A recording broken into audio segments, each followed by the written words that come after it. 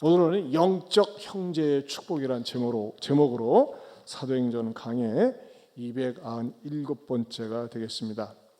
지난 시간에는 무엇에 대해서 말씀드렸습니까? 생명을 아끼지 않는 자. 누가 생명을 아끼지 않았습니까? 초대교회에서 그 안디옥교회와 예루살렘 교회에 있었던 교리적인 충돌 문제를 잘 해결하고 사람을 대표성을 띠고 바나바와 바울을 안디옥 교회로 보내는데 그 사람들 앞에 뭐가 수식어가 붙었다고 그랬습니까? 주 예수의 이름을 위하여 생명을 아끼지 않는 자다 그랬습니다. 근데 그 생명을 아끼지 않는 자가 맨 처음에 누가 나옵니까? 바나바와 바울이 나온다는 것입니다. 바나바와 바울. 어디에 나왔었죠? 네, 25절, 6절 중간에 보면요. 우리의 사랑하는 바나바와 바울 그랬습니다. 그런데요. 놀라운 사실은 22절에는요. 이에 사도와 장로와 온 교회가 그 중에서 사람들을 택하여 누가 먼저 앞에 나옵니까? 바울과 바나바가 나옵니다.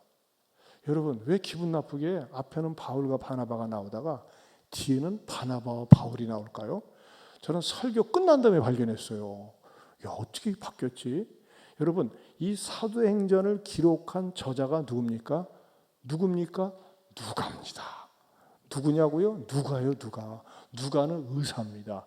의사는 꼼꼼하고 철저합니다. 그런데요, 성경에서는 때로 인물을 이렇게 앞뒤를 바꿀 때는요, 그냥 무조건 생각 없이 바꾼 게 아니에요. 의미가 있다는 것입니다. 자, 이 22절에 바울과 바나바와 함께 안디옥으로 보냈다고 했을 때 바울을 앞장 세운 이유는 모든 사역에 있어서 대표성을 띠기 때문에 바울을 앞세웠습니다. 그런데 25절에서는 바나바를 왜 앞세웠습니까? 가만히 교회 역사를 지나놓고 보니까 바울은 정말 목숨을 내던질 정도의 많은 일을 했지만 실제적으로 생명을 아끼지 않고 헌신적인 인물은 역시 바나바였다는 것입니다. 그래서 바나바와 바울 이렇게 순서를 바꿔서 했다는 것입니다. 저는요, 어제와 그제 우리 교회에서 우크라이나를 돕기 위한 바자회를 할 적에 진짜 바나바 많이 봤어요. 얼마나 제 마음속에 감동을 주는지 한두 번 정도가 아니에요. 정말 우리 교회는요, 너무나 아름다운 공동체를 이루면서 여러분 거의 300명 이상이 투입이 돼가지고 했는데요. 이거 만약에 세상적으로 얘기하면 인건비도 안 나와요. 전부 다 내 시간 들이고 내 물질 들이고 내 에너지 들이면서 식당에서 뒤에 앉아가지고 이런 꾸준히 할 그럴 분들이 아닙니다. 세상적으로. 그런데 모든 세상적인 지위나 명예 그런 거 다 내려놓고 묵묵히 끝까지 말이죠. 봉사하고 하는데 얼마나 그냥 보는 순간에 감동을 주는 거예요. 그래서 참 많은 분들이 방문해가지고 와, 이 한교회 대단하다, 자랑스럽다 다 이렇게 한마디씩을 합니다. 그리고 뼈 빠지게 땀 흘려 고생하고 수고하면서 뭐합니까? 남 주는 거예요. 남. 누구한테 줍니까? 우크라이나의 전쟁 속에 고통당하는 그런 분들에게 줍니다. 아직 전체 결산이 나오지 않았습니다. 그것도 다 공개를 하겠습니다. 이제 이번 주에 최종 결산을 해서 다음 주에 알려드리도록 하겠습니다. 중요한 건 뭐냐? 우리 교회 안에 이렇게 바나바와 같은 참 일꾼들이 많다는 사실이 얼마나 감사한지 모른다는 것입니다. 그러면서 성경을 읽고 연구하는 가운데 제 마음속에 다 끌리는 성령의 감동이죠. 감동을 주는 단어 하나가 생각이 났습니다. 그게 뭐냐? 형제입니다. 형제 가운데서도 어떤 형제냐? 영적인 형제. 그 영적인 형제는 축복이 있다는 것입니다. 다시 여러분들이 눈을 따라서 와보세요. 22절에 보면 이에 사도와 장로 온 교회가 그 중에서 사람들을 택하여 바울과 바나바와 함께 안디옥으로 보내기를 결정하니 누구 중에? 곧 형제 중에, 거기다 밑줄을 치세요. 곧 형제 중에 인도자인 바사바라는 유다와 실라더라 그랬어요. 자, 그 다음에 23절에도 보면 그 편에 편지를 붙여 이르되 사도와 장로된 누구들은? 형제들은 안디옥과 수리아와 길리가에 있는 누구? 이방인 형제들에게 문안하노라 그랬어요. 자, 그래서 오늘 여러분에게 전하고자 하는 첫 번째 진리는 이방인을 형제로 불렀다는 것입니다. 이방인을 형제로. 23절에요. 보세요. 사도와 장로된 형제들이라는 건 뭐예요? 서로 같은 부류의 사람이라는 거죠. 근데 안디옥과 수리아와 길리가에 있는 이방인 형제. 자, 지도를 잠깐 보세요. 지도를 보면요. 지도 나와라 뚝딱. 네. 맨 밑에 페트라, 나바트, 여긴 현재 요르단입니다. 그 예루살렘은 보이죠? 쭉 위로 올라가면요. 현재 전쟁 중에 있는 시리아. 그 바로 밑에는 레바논이고요. 거기에 안디옥, 수리아, 길리기아. 그쪽은 이게 터키 지역입니다. 이쪽인데 말이죠. 지금 성경에서 뭐라고 얘기하고 있냐면 안디옥과 수리아와 길리기아에 있는 이방인 형제들에게 문안한다 그랬어요. 이게 왜 중요하냐면요. 유대인들의 사고방식 속에는 이방인들은 개나 다름이 없다. 이방인들은 우리가 이 다음에 천국 가고 이방인들은 지옥에 불을 떼워야 되는데 지옥에 불쏘시개가 이방인이다라고 하는 편견을 유대인들이 가지고 있었다는 것입니다. 그런데 초대교회에 이뤄서 사고방식이 복음과 함께 확 바뀌는 게 뭐냐? 이방인도 우리와 똑같은 형제라는 것입니다. 그래서 이 형제라는 개념이 중요하고 교회에서도 계속해서 말이죠. 사도와 장로와 온 교회가 그중에서 사람들을 택하여 형제 가운데 바사바라 하는 유다와 실라를 선택했다고 하는 것입니다. 자, 그렇다면요. 다시 원론적으로 돌아가서 형제의 개념이 뭘까요? 형제라고 하는 건요. 한 부모에게서 태어난 자녀들을 의미합니다. 여러분 형제는요. 물론 말로 우리 형제 합시다 이렇게 얘기할 수 있지만은 이 인간의 노력으로 맺어지는 것이 아니라 태어날 때부터 정해지는 관계고 법적으로 갈라 놓을 수 없는 게 형제입니다. 부부는 갈라질 수 있죠. 도무지 지옥 같아서 못 살겠다. 그럴 경우 어떻게 해요?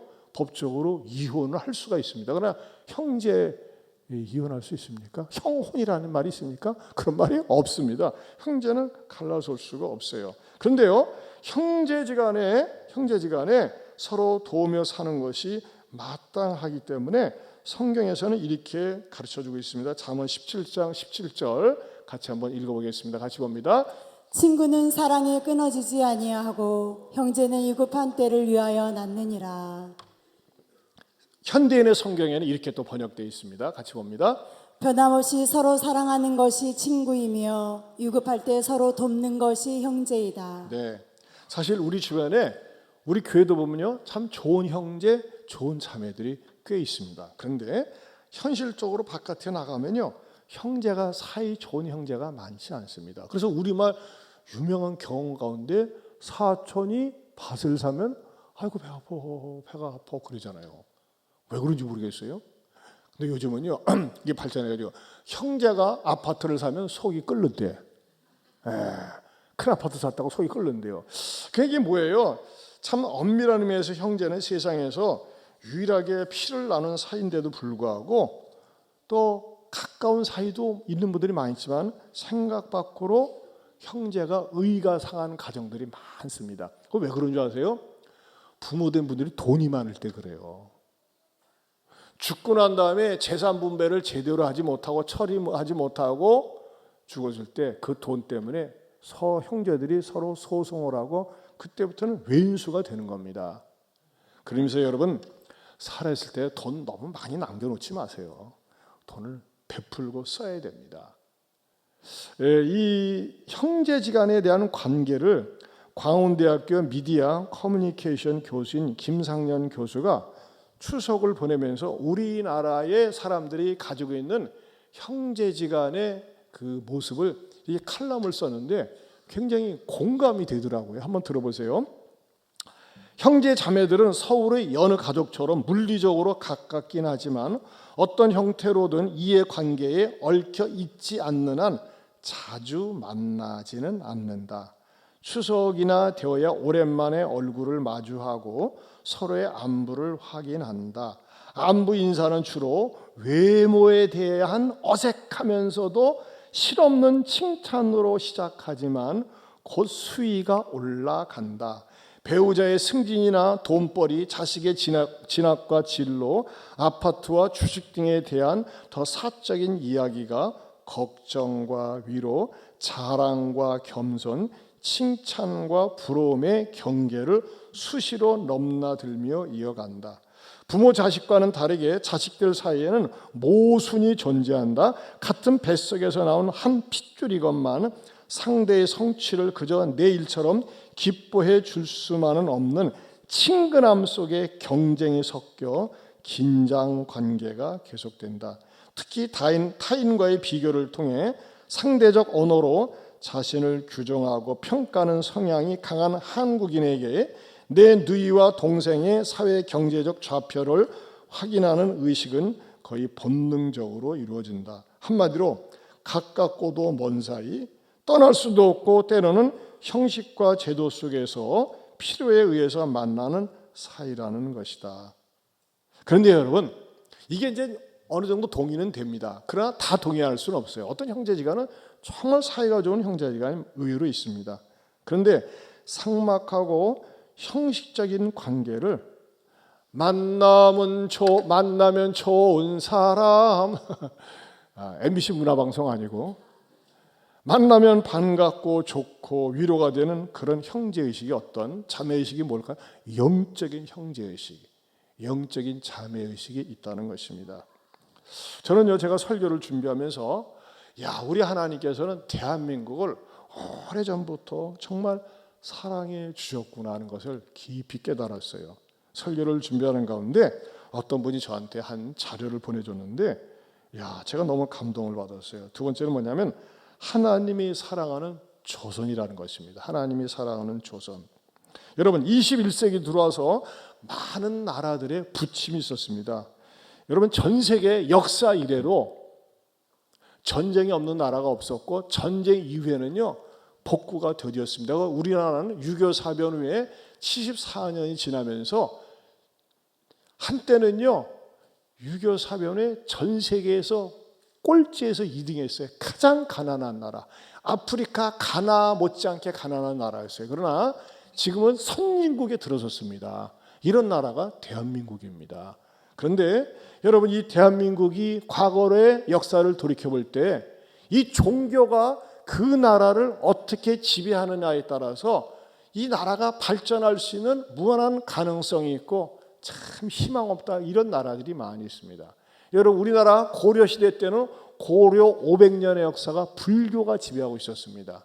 그리고 고려가 망한 다음에 조선시대 때는 유교가 지배하면서 우리 조선이 거의 망할 위기에 처해 있을 때 결국은 일제에 넘어가지 않았습니까? 근데요, 그때에 선교사들을 하나님께서 보내주셔서 우리 민족이 어마무지한 잠재력이 있다고 하는 것을 가르쳐 주었다는 것입니다. 사실 그 복을 지금 받아서 우리가 누리는데 저도 나름대로 전 세계를 많이 좀 다녀본 편이거든요. 근데요, 전 세계를 다녀봐도요 대한민국만큼 다니는 곳곳마다 십자가가 없는 지역이 없습니다. 여러분, 고속버스 타고 다녀보세요. 차 타고 다녀, 항상 십자가가 보입니다. 예배당이 보여요. 여러분, 동남아시아 다녀보세요. 그건 절간.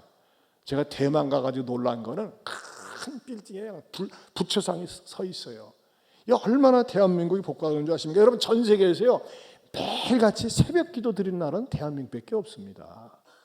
그리고 정기적인 예배가 있고 금요 철야 기도회 또 전토세가 있고 이런 나라가 대한민국인데 말이죠. 하나님께서 이 대한민국에게 복음을 주면서 우리들에게 축복을 해주셨는데 너무너무 놀라운 사실은 우리나라의 선교사들이 오기 전부터 하나님께서는 우리 조선에 속한 이 민족에게 복을 주기 위해서 언어를 통해서 우리 민족에게 복 받을 수 있도록 마련해 놓으셨다는 것입니다. 우리나라가 어떤 나라인 줄 아십니까? 우리 대한민국 옛날 조선시대는요 갓을 쓰는 조선이었어요. 선교사들이 와가지고 갓을 쓴 조선인. 여러분, 영어로 갓하고 여기 쓰는 갓하고 같아요. 이 선교사가 와가지고 물어봤어요. 그것이 무엇입니까? 갓입니다. 그랬더니 선교사가 뭐라고 놀라는 줄 아세요? 어머나 원더풀. 조선 사람은 항상 하나님을 머리에 모시고 다닌단 말입니까? 그렇잖아요. 하나님을 머리에 모시고 다닌다는 거예요. 하나님의 영이 이미 이들에게 있다는 것입니다. 또 그래서 궁금해서 선교사가 물어봤습니다. 이 나라의 이름이 무엇입니까? 예, 조선입니다. 조선. 여러분, 조선의 오늘 한문의 의미를 정확하게 하세요. 자, 조선. 조선의 조자는 뭡니까? 아침 조자예요. 선은 무슨 선입니까? 깨끗할 선입니다. 선교사가 깜짝 놀라서 얘기했어요. 와, 원더풀, 모닝컴, 조용한 깨끗한 아침의 나라가 조선이군요. 이렇게 얘기하더라는 것입니다. 그래서 또다시 말이죠. 질문했습니다. 이 조선의 조자를 좀 풀이해달라고 했어요. 조자, 이 조선의 조자를 한문으로 풀면 어떻게 되는지 아십니까? 여러분, 기절초풍해야 됩니다. 먼저는요, 조자 봅니다. 아침 조자가 먼저 십자가를 쓰고 그 밑에 낮이라고 하는 해 일자를 씁니다. 그렇죠? 밑에다가. 그렇죠? 그다음에 밑에 또 십자를 쓰고 그 곁에다가는 밤이라고 하는 뜻의 월자를 쓴다는 것입니다. 그랬더니 선교사가 이렇게 중얼거렸습니다. 십자가 나릴 십자가가 다룰 원더풀 원더풀. 낮에도 십자가 밤에도 십자가, 온종일 십자가와 함께 살고 있군요. 놀렐루야. 이야. 그리고 또 말했습니다. 그러면은 이왕에 선자도 풀이해 주시기 바랍니다. 여러분, 선자 아세요? 물고기 어자 옆에 양자를 씁니다. 또 선교사가 놀랐습니다. 물고기는요, 헬라어로 익투스입니다. 익투스. 옛날 그 쿼바디스 도민의 그 영화 보면요, 자기가 그리스도인이라고 하는 것을 이렇게 지나가면서 표시할 때 뭐 했어요? 물고기를 그렸어요. 왜 물고기를 그렸느냐? 물고기가 익투스인데, 익투스는 무엇의 약자냐면요, 예수 그리스도는 하나님의 아들의 약자가 익투스예요. 물고기를 상징하고 있었어요. 옛날에 십자가를 못하고 물고기를, 전에 우리 차 타고 다니다 보면 물고기를 많이 그린 거 봤죠. 예전에 그랬어요. 그게 말하자면 예수 그리스도는 하나님의 아들이라고 하는 것을 축약한 것이 바로 물고기의 첫자 익투스라는 것입니다. 자, 그러니까 말이죠. 또 그 옆에 물고기 어짜 앞에 양자가 들어가 있지 않습니까? 양은 뭡니까? 하나님의 어린 양이라는 거예요. 그러니까 선교사가 원더풀 원더풀 어게인 원더풀, 조선이라는 나라는 이름부터가 낮이나 밤이나 십자가와 함께 생활하고 예수 그리스도는 하나님의 아들이요 우리의 구주이신 어린 양이라는 신앙 고백을 가지고 있는 나라이군요. 할렐루야. 안 놀래는 사람 뭔지 모르겠네. 일본 사람인가? 그러면서 이 선교사가 또 감탄해서 물었습니다. 그러면은 조선 사람을 영어로 뭐라고 합니까? 조선 사람? chosen people이라고 합니다. chosen people. 여러분, choose라는 말은요, 영어 추주는 뭐예요? 선택하다예요. 추주의 과거 분사가 chosen이에요. 한번 따라해보세요. chosen. 예. 그렇죠? 초우준이 뭐예요? 초선 people. 무슨 뜻이에요? 선택된 백성이라는 거예요. 여러분, 전 세계에서요, 선택된 백성이라는 이름을 가지고 있는 나라가 대한민국밖에 없습니다. 그러니까 말이죠, 이 조선인은 뭡니까? 이야, 이 조선인이란 하나님 갓을 머리에 이고 다니며 낮이고 밤이고 십자가와 함께 살아온 깨끗한 아침의 나라 천손민족입니다. 이야, 아멘 좀 해봐. 이야, 저는요, 너무 한강이 노벨 문학상 탄 거보다 나 이 설교 준비하면서 더 은혜 받았어. 안 그렇습니까? 여러분, 저는 이걸 누가 뭐 의도적으로 만들었다고 할지 모르지만 이게 쫙 풀어보니까요, 실제적으로요, 한문 문화 속에는요, 기독교적인 그 의미를 담고 있는 게 굉장히 많습니다. 그럼 어떻게 보면요, 한문을 만든 이 상용분자를 만든 분들이 분명히 복음을 들었고 하나님 앞에 일반 계시를 받아가지고서 그 쓴 것이 바로 한문이 아닌가 생각이 됩니다. 여러분, 저는요, 여러분들 가운데는 그런 분 안 계시겠지만 빈말이라도 농담이라도 우리 대한민국을 저주하는 말 하지 마세요. 요즘 젊은이들 가운데 헬조선이란 말을 많이 써. 헬조선. 헬이 뭐예요? 지옥이라는 거예요. 조선 망할 지옥과 같은 나라라 이거예요. 왜 그런 말을 써? 그 인간은 그렇게 가. 그러나 여러분, 우리는 헬조선이 아니라 따라서 헤븐조선. 헤븐조선 뭐예요? 천국과 같은 조선, 천국과 같은 나라. 여러분, 우리말 경험 가운데 정말 성경에도 넣어도 아깝지 않은 말이 있어요. 뭐예요? 말이 씨가 된다. 말한 대로 된다니까요. 여러분, 우리가 70년대 얼마나 가난했습니까? 그야말로 화장실에 가면요, 똥구멍이 찢어지는 일들이 많이 있었어요. 못 먹고 안 나오니까 막 힘주다가 막 찢어지고 그랬어요. 근데 우리 어머니들이 너무너무 가난하지만 또 전에 하지만 이게 또 얘기도 재밌네.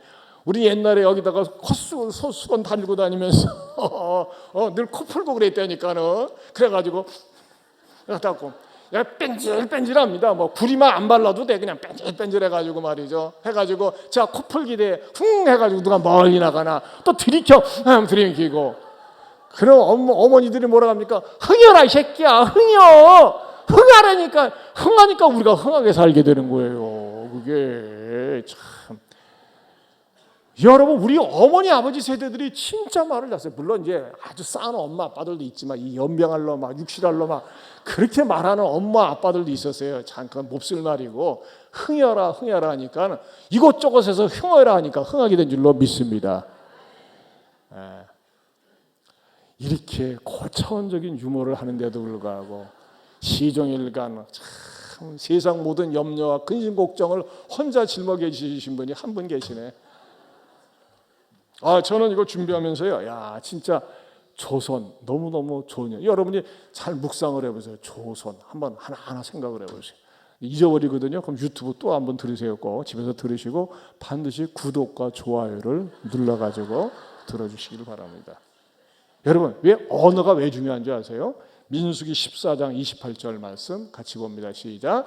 그들에게 이르기를 여호와의 말씀에 나의 삶을 가리켜 맹세하노라. 너희 말이 내 귀에 들린 대로 내가 너희에게 행하리니. 너희 말이 내 귀에 들린 대로 내가 너에게 행한다 그랬어. 야, 이 썩을 놈아, 이 망할 놈아, 그런 말 하지 말고, 야, 이 잘될 놈아, 이 잘될 인간아, 아유 공사가 심하지만 큰 인물이 되릴 놈아, 그러면서 말이죠, 막 애들이 말이죠, 막 난리치면 공사가 크네. 근데 나이살 먹었는데도 공사 중인 사람이 있어요. 나이살 먹어가지고 지금 다시 리모델링하네, 더 크게 쓰임 받겠네 하면서 말이죠, 막 언어를 갖다가 막 욕이 나올 걸 갖다가 축복을 담아가지고 하면 말이 씨가 될 줄로 믿습니다. 아멘입니까? 저는 3부를 주신 하나님께 찬양합니다. 제가 여유가 있어요. 이렇게 1, 2부 때는 이런 거 못합니다. 왜냐하면 이거 예배가 시간이 탁 타이트하니까는. 여러분들이 3부 드릴 때는 느긋하게 오셔가지고 부흥에 참석한다 이런 마음으로 오시면은 부흥이 되는 줄로 믿습니다. 지각 좀 안 했으면 좋겠어. 세 번째로 예수님이 제정한 형제 개념이 있다는 것입니다. 여러분, 유대인들의 고정관념은요, 이방인들에 대해서 굉장히 무시하고 업신여기고 지옥의 땔감, 버림받음 이런 개념을 가지고 있었어요. 그래서 처음에 복음이 전파될 때도 이방인에게 안 가려고 그랬어요. 그러니까 하나님께서 고넬료 사건을 통해서 이방인에게도 복음이 필요함을 가르쳐 주셨다고 말씀을 드렸습니다. 그런데 예수님께서 파격적으로 형제에 대한 개념을 아주 폭넓게 적용을 시키셨어요. 어디예요? 마태복음 12장 46절에서 50절입니다. 같이 보겠습니다. 같이 봅니다. 예수께서 무리에게 말씀하실 때 그의 어머니와 동생들이 예수께 말하려고 밖에 섰더니 한 사람이 예수께 여짜오되 보소서 당신의 어머니와 동생들이 당신께 말하려고 밖에 서 있나이다 하니 말하던 사람에게 대답하여 이르시되 누가 내 어머니이며 내 동생들이냐 하시고 손을 내밀어 제자들을 가리켜 이르시되 나의 어머니와 나의 동생들을 보라. 누구든지 하늘에 계신 내 아버지의 뜻대로 하는 자가 내 형제요 자매요 어머니이니라 하시더라. 참 요 말씀은요 상당히 오해를 가져다 준다니까요. 좀 예수님 너무 쌀쌀 맞았어. 예수님이 한참 설교하는데 예수님 메모장이 올라온 거야. 예수님 저 바깥에 예수님 어머니와 동생들이 당신한테 말하려고 기다리고 있습니다. 그랬을 때 저 같은 그래요. 잠깐 오세요. 이분들 제 어머니고 제 동생들입니다. 인사하고 와서 앉으세요. 그러거든요. 근데 예수님은 딱 시침을 떼고 누가 내 어머니고 내 동생들이냐 하면서 무시를 해버리고 여기서 이렇게 하나님의 말씀을 듣는 하나님의 하늘에 계신 내 아버지의 뜻대로 하는 자가 내 형제요 자매요 어머니다 이렇게 말씀하시니까 예수님의 제자, 예수님의 동생들이 실족해가지고 나 안 믿어 그래 안 믿은 거예요. 예수님이 부활한 다음에 믿었다고 그랬잖아요. 야곱을 통해서.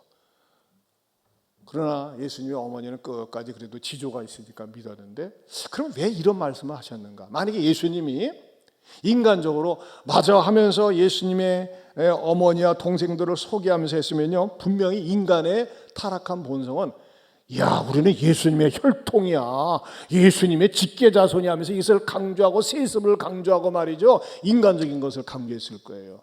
근데 예수님은요 하나님의 형제여 자매들은 어떤 한 사람에게 매여 있는 것이 아니라 한 아버지 하나님 아버지의 뜻대로 하는 자들이 바로 형제요 자매요 어머니라고 가르쳐 준 것입니다. 폭넓게 가르쳐 준 것입니다. 여러분 그런 의미에서 이 자리에 앉아있는 저와 여러분들이 하나님을 아버지라고 부르고 예수님을 나의 구세주 나의 하나님으로 예수님이 나의 죄를 위해서 피 흘리셨다고 믿을진데 그리스도 안에서 형제 자매가 되는 줄로 믿습니다.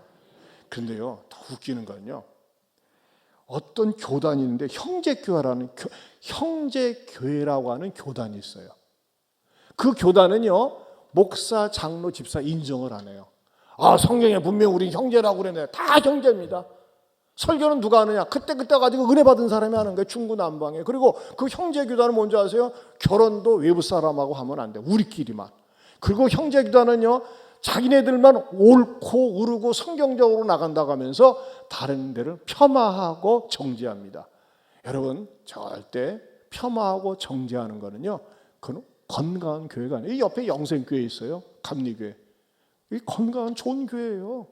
저 순복음교회에 대해서 그 교파가 다른 것은요 사람의 얼굴들이 다르기 때문에 하나님께서 교파도 다양하게 주신 거예요. 어떤 사람들 이제 천주교는 교파가 하나인데 왜 이렇게 개신교는 많으냐? 하나님의 다양한 은사대로 주신 거예요. 중요한 거 뭐예요? 내 기질과 내 기호에 내 신앙적인 습관에 맞는 내 말씀에 맞는 교회를 찾아가도록 한 거예요. 그러나 우리 교회만 옳고 우리 교회만 전부고 우리 교회만 완전히 깨끗하다. 그것이 독선이요 이기적이고 잘못하면 이단에 빠질 수 있다는 것입니다. 제가요 전에 형제교회 다니는 어떤 형제가 옛날 사람에게 청년대학부에 있을 때인데 이 친구가 굉장히 기도를 많이 해요. 그러면서 뭐 예은의 은사도 있다고 그러고 막 유별나게 특출나는데 어느 날 오더니 제가 하나님 앞에 은혜를 받았습니다. 계시를 받았는데 이 시간에 행동하고자 합니다. 분명히 사도행전 2장에 보면 모든 사람들이 자기 것을 다 내놔왔다고 하는데 여러분들이 주머니에 있는 거 같이 이 앞에 강대상에다 내놓기 바랍니다. 그래서 가난한 사람 가져갈 수 있도록 내놓으시기 바랍니다. 그러니까요 그때 이상하게 분위기가 감동이 돼가지고 다 나와가지고 주머니에 있는 걸 다 끄집어냈어요. 강대상 앞에다가. 그러고 나서 또 뭐라고 얘기하냐면 자 필요한 사람 가져가세요 했더니 후딱딱 나와서 싹 가져가더라고. 여러분 유무상통이라는 거 맞는 말이에요. 그러나 그것이 전부는 아니에요. 그러면 그런 일이 있다면요 만약에 여러분들 말이죠 우리도 가난한 사람 부유한 사람 공평하기 위해서 여러분 돈 버는 거 다 맨날 갖고 오고 없는 사람 가져가게 합시다 그러면요 누가 일하려고 하겠습니까? 잘못된 거예요. 성경에서 뭘 가르치는지 아세요? 데살로니가서 3장 10절입니다. 같이 보겠습니다. 같이 봅니다. 우리가 너희와 함께 있을 때에도 너희에게 명하기를 누구든지 일하기 싫어하거든 먹지도 말게 하라 하였더니. 여러분 성경적인 사상은요 건강한 건전한 노동 사상입니다. 일을 해야 됩니다. 아예 일하기 싫어? 여러분 얼마나 세게 굶어 죽이라고 그랬어요. 난 밥값도 못 하는데 굶어 죽어. 물론 몸이 아파서 일할 경우는 어쩔 수가 없지만 일을 해야 돼요. 여러분 그러나 성경에서 가르치는 형제에는 뭡니까? 무엇보다도 신앙적으로 도움이 돼야 된다는 겁니다. 우리가 신앙생활하다가 갈팡질팡하고 넘어질 때가 있습니다. 때로는 교회를 선택 잘못해서 또는 신앙생활하면서도 은혜가 안 되고 교회 어떤 모순 때문에 고민할 때가 있어요. 이럴 때요, 건강하고 좋은 그리스도인들을 만나서 건강하고 좋은 교회로 신앙생활할 수 있도록 이끌어 주라는 거예요. 여러분, 분명히 사람들에게 성격 차이가 있고 외모 차이가 있고 빈부 차이가 있고 학벌 차이가 있는 것처럼 차이가 많이 있어요. 그러나 모든 사람들은 그리스도 안에서 한 형제요 자매라는 것입니다. 그리고 무엇보다도 교회 안에는요, 신앙생활하다 보면 어떤 사람은요, 믿음이 좋은 사람이 있어요. 믿음이 강한 사람이 있어요. 믿음이 좋고 강한 사람은 어떤 채무의식을 가져야 돼요. 어떤 채무의식일까요? 로마서 15장 1절에서 2절입니다. 같이 보겠습니다. 믿음이 강한 우리는 마땅히 믿음이 약한 자의 약점을 담당하고 자기를 기쁘게 하지 아니할 것이라. 우리 각 사람이 이웃을 기쁘게 하되 선을 이루고 덕을 세우도록 할지니라. 믿음이 강한 사람은 어떤 사람일까요? 연단을 받은 사람이에요. 훈련을 받은 사람이에요. 그래서 웬만하면 쏠리지 않고 잘 분별하고 이끌 수 있는 사람. 근데 뭐가 있다고요? 믿음이 약한 사람이 있다는 거예요. 믿음이 약한 자의 뭐라고 그랬어요? 약점을 담당하고 자기를 기쁘게 하지 않고 이웃을 기쁘게 하고 선을 이루고 덕을 세우라고 그랬어요. 이것을 새번역 성경에서 이렇게 번역하고 있습니다. 새번역 성경 보겠습니다. 믿음이 강한 우리는 믿음이 약한 사람들의 약점을 돌보아 주어야 합니다. 우리는 자기에게 좋은 대로만 해서는 안 됩니다. 우리는 어떤 그 죄성이 있냐면 내가 좋아야지 다 좋은 거야. 내가 싫으면 다 싫은 거예요. 그러니 여러분, 믿음이 좋은 사람들은요, 강한 사람은요, 내 마음에 들지 않아도 참고 기다리고 배려할 줄 안다는 겁니다. 여러분, 우리가 어떻게 해야지만이 우리의 그리스도인의 형제애를 개발하고 확장시킬 수 있을까요? 그럼 빠삐용 신앙을 가지면 됩니다. 빠삐용. 따라서 빠삐용 신앙. 빠삐용에 대해서 옛날 빠삐용이 영화 제목이었어요. 빠삐용 신앙이 뭐냐? 첫째는요, 빠지지 말라는 겁니다. 빠지지 말라. 어디에 빠지지 말라? 도박에 빠지지 말라. 이단에 빠지지 말라.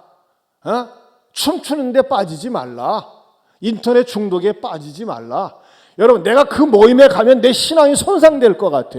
내 믿음이 마이너스 될 것 같아. 가지 말아야 돼요. 그런데 빠지지 말라는 거예요. 나와야 된다는 거예요.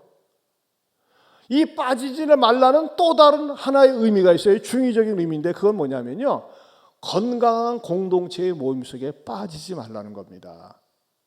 여러분, 소그룹에 빠지지 마세요. 다락방에 빠지지 마세요. 내가 그 모임에 가면 내 믿음이 살 것 같으면 빠지지 말란 말이에요. 여러분, 절대 혼자 신앙생활 안 돼요. 어떤 분은 약착같이 외롭게 하려고 그래요. 굉장히 위험합니다. 당신이 위기에 처했을 때 그렇게 기도해 줄 수 있는 사람이 있습니까? 아니요. 나는요, 통장이 빵빵하고 부부가 잘 벌고 보험도 잘 들어놨어요. 큰 소리 치지 마세요. 어느 한순간 날아갈지 몰라요. 정말 내가 어려움에 처했을 때 내일처럼 기도해주고 안타까워해주고 격려해주는 그런 모임이 있어야 된다는 거예요. 그게 바로 공동체고, 우리 교회에서는 새가족, 성신반 이런 성경 공부 모임을 통해서 소그룹을 계속해서 강조하고 있는 이유가 거기에 있습니다. 여러분 보세요.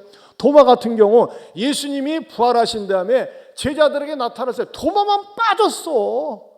빠져가지고 말이죠, 막 의심하고 말이지, 나는 예수님 손가락에다 확 집어넣어봐야지만 알겠다느니 그런 말이죠, 말을 하고 나중에 예수님한테 책망을 받지 않습니까? 빠지지 마세요. 잘못된 곳에 믿음을 손상시키는 데 빠지지 말고 여러분의 믿음을 강화시키는 공동체에 빠지지 마시기를 축원합니다. 두 번째는요, 삐치지 말라는 거예요. 우리는 잘 삐쳐. 목사님이 나한테 눈길을 안 줬네, 내 인사를 안 받았네. 내가 언제 다 인사를 받습니까? 인사를 안 받았네.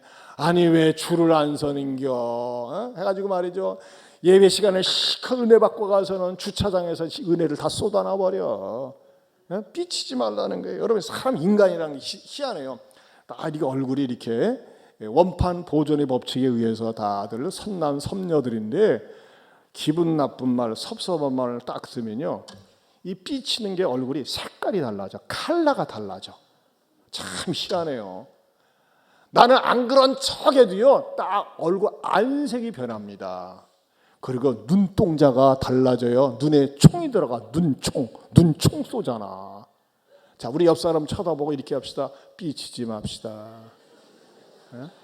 삐치지 마세요. 삐치면 정신 건강에 해로워. 그럼 삐치지 않게 해서는 어떻게 될까요? 세 번째는요, 용서하면서 살아야 됩니다. 용서하면서. 우리는 주기도문을 늘 암송하잖아요. 여러분 용서해야 돼요. 용서. 근데 용서가 솔직히 해서요, 내 마음대로 안 돼. 미운 걸 어떻게, 싫은 걸 어떻게. 그럴 때는 어떻게 됩니까? 하나님, 그래서 솔직하게 기도하세요. 하나님, 나 그놈 얼굴만 생각하면 미워 죽겠어요. 쳐다보기도 싫어요. 어떻게 하면 좋죠? 내가 연약해요. 그래서 주님께 아뢰세요. 그러면요, 어떤 감정이 생겨. 그렇다고 그 미운 인간이 막 사랑하는 마음 생기는 건 아니에요.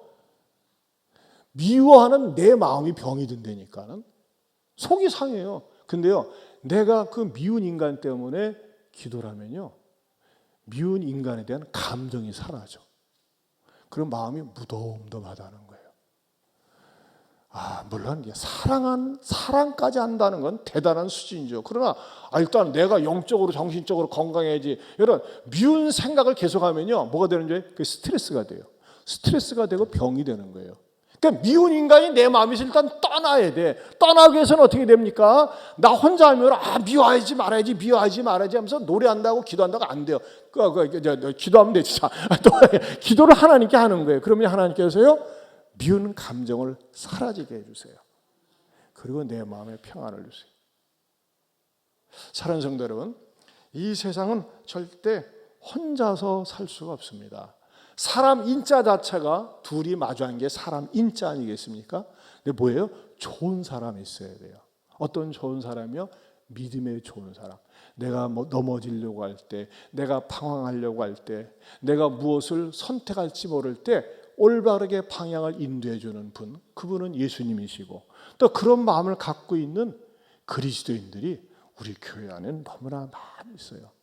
이번에도 바자 기간 동안에 이제 다음에는 그걸 꼭 얘기했어요. 바자 기간 때는 노래를 안 불러야 되겠어요. 노래를 트니까요, 제가 막 전도하고 그러는데 목이 다 쉬더라고. 막 노래가 나오지, 노래 가사도 들리지 막. 그래서 다음에는 음악을 좀 조그맣게 들고, 저는 계속 사람들을 만나면서 이렇게 좀 권면하고 그러는데, 참 많은 분들을 만났고, 정말 그 열매로 오늘 이렇게 등록도 하신 분도 계시고 또 3부도 오신 분도 계시는데, 저는 여러분들에게 하나님께서요, 은혜를 주셔서 좋은 분을 만났다는 게 축복이고, 좋고 건강한 교회를 다닌다는 게 내 인생의 최고의 축복입니다. 저는 3대째 신앙생활 하는데, 제가 어려서부터 눌린 신앙생활 했다고 그랬잖아요. 어떻게 하면 이 교회를 뛰쳐나갈까, 이 조직의 쓴맛을 보지 않기 위해서 다니는데, 하나님, 너무나 신앙생활에 답답하고 몸이 건조해요. 그래서 저는요, 목말라 있어요. 하나님, 좋은 교회, 건강한 교회, 나의 영혼을 완전히 위탁할 수 있는 교회 좀 만나게 해주세요. 그 교회가 사랑의 교회였어요. 사랑의 교회에서 제가 10년 동안 신앙생활하면서 부교육자이기 전에 저는 그런 말을 많이 합니다. 이 교회에서 나는 부교육자이기 전에 내가 성도로서 회복이 되었습니다. 그러면서 저는 꿈을 갖게 돼서, 하나님, 왜 이 사랑의 교회 같은 좋은 교회가 왜 서초동에만 있습니까? 제가 이 다음에 목회를 할 때 이 사랑의 교회와 같은 교회로 하나님 앞에 섬기고 싶습니다. 그 교회가 어느 교회? 예안교회입니다. 할렐루야. 그래서 얼마나 많은 분들이 우리 예안교회 와서 예수님의 안위를 맛보는지 몰라요. 사랑하는 성도 여러분, 여러분은 혼자가 아닙니다. 주님이 함께 하십니다. 그리고 주님이 함께하는 분들이 많이 있어요. 제가 설교를 준비하면서 저는 계속해서 이제 좋은 찬양을 찾는데, 이 찬양 전에 한 번도 안 불러봤는데 너무 좋더라고요. 우리는 혼자 걷고 있지 않다는, 혼자 걷지 않을 거예요. 우리 찬양 같이 부르겠습니다. 가사를 제가 하늘을 바라보는 게 아니라 주님을 바라보라고 제가 이렇게 개작을 했습니다. 베이스 기타는 없어요? 그대 폭풍 속을 걷고 있을 때, 비바람을 마주해야 할 때, 불빛조차 보이지 않아도 그대 혼자 걷지 않을 거예요. 영 앞에서 주님을 보아요. 외로운 그대여 걱정 마요. 그는 그 길을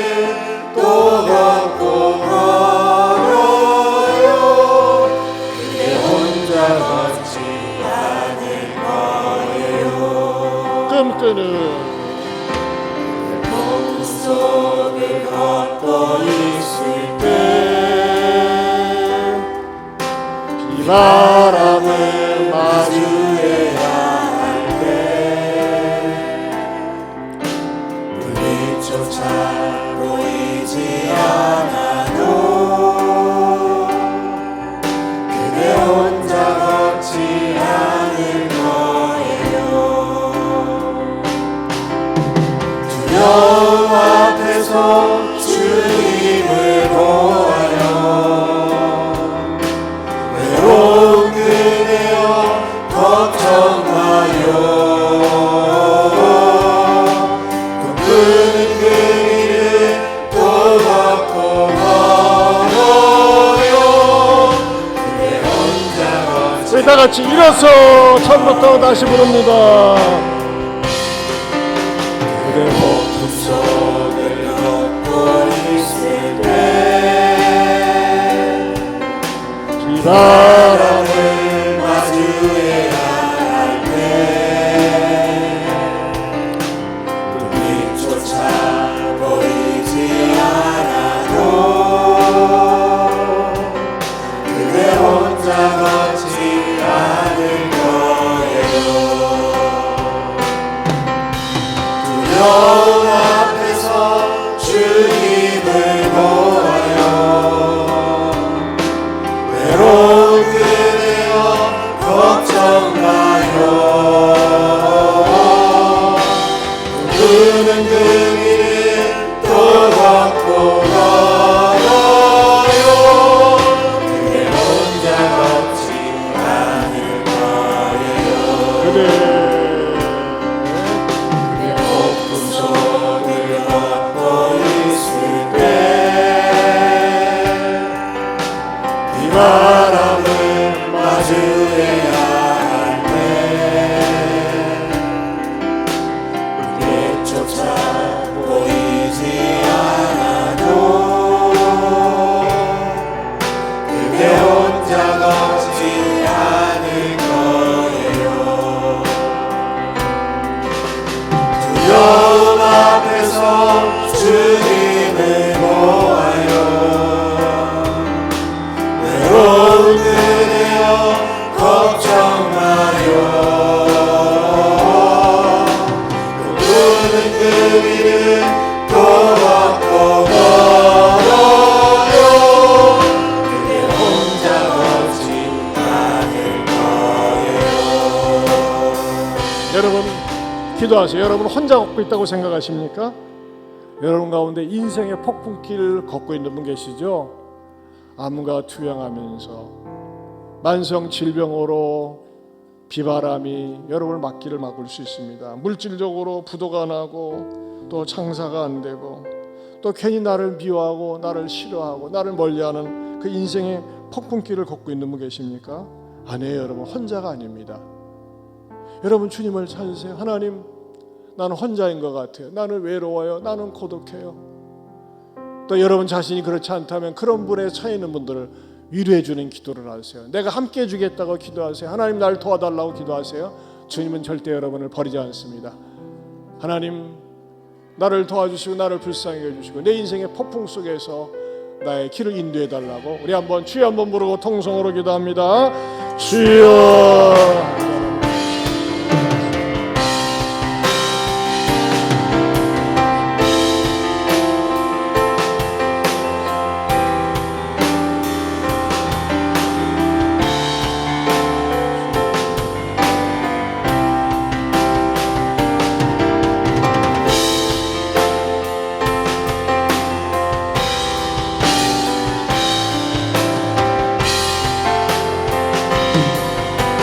그대 폭풍 속을 걷고 있을 때 속을 걷고 있을 때 비바람을 마주해야 할 때 불빛조차 보이지 않아도 그대 혼자 걷지 않을 거예요. 두려움 앞에서 주님을 모여 외로운 그대여 걱정 마요. 꿈꾸는 그 길을 또 걷고 걸어요. 그대 혼자 걷지 않을 거예요. 그대 목숨선을 걷고 있을 때 비바람을 마주해야 할 때 불빛조차 보이지 않아도